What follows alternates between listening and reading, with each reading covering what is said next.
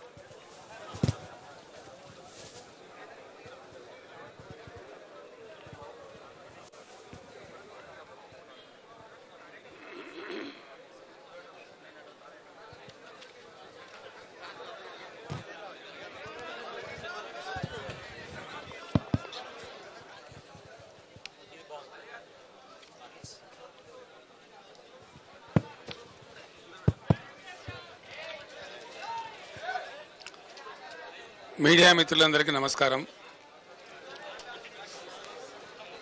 ఈరోజు జనగామ జిల్లా కొంతమేరకు బస్సులో నుండి యాదాద్రి జిల్లా, అట్లాగే సూర్యాపేట జిల్లాలో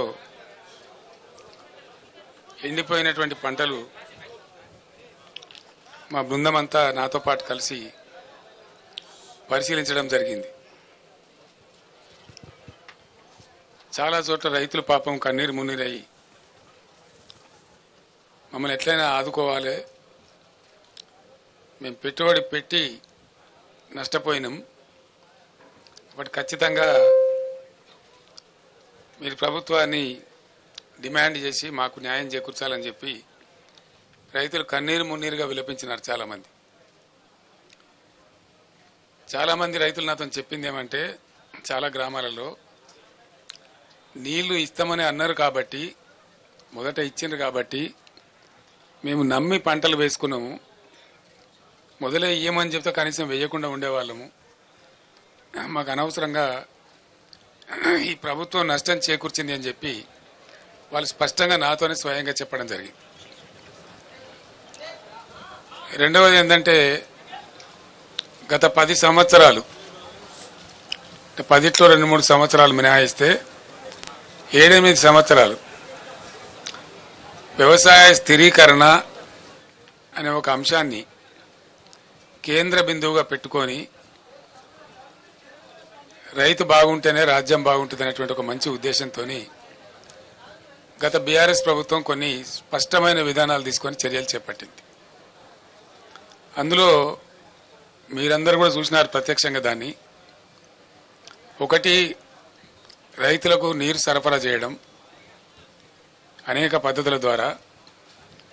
రెండవది, రైతుకు పెట్టుబడి ఇవ్వడం సరైన సమయంలో.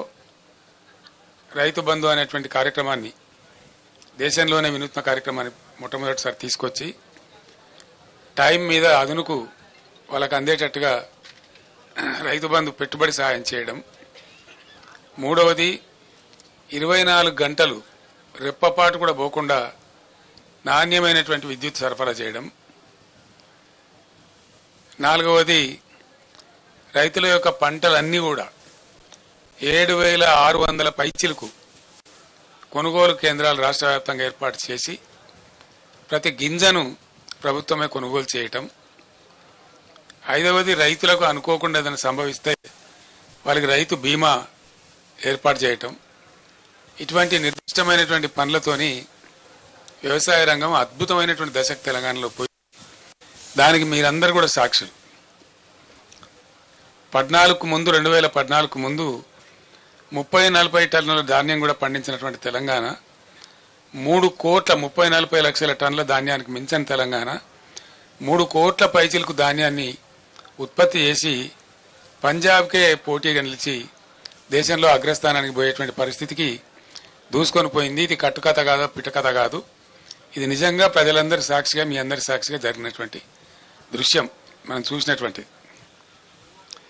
చాలా బరువైనటువంటి గుండెతో నేను మాట్లాడుతూ ఉన్నా, బాధ కలుగుతూ ఉంది. ఇంత షార్ట్ పీరియడ్లో వితిన్ 100 days 110 daysలో ఇంత దుర్భరమైన పరిస్థితి చూస్తామని మేము అనుకోలేదు. రైతులు ఇంత ఏడ్చేటువంటి పరిస్థితికి పోతారని కూడా అనుకోలేదు. మాకే సమాచారాన్ని బట్టి, అందినటువంటి సమాచారాన్ని బట్టి 100 రోజులలో 200 మంది రైతులు ఆత్మహత్యలు చేసుకున్నారు.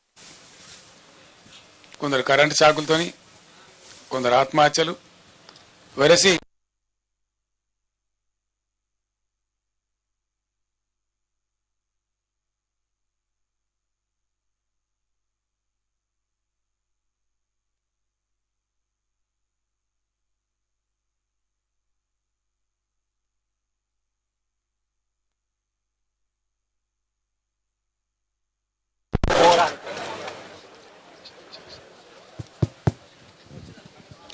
ఇట్లా పోతా వస్తూ ఉంటుంది కరెంటు.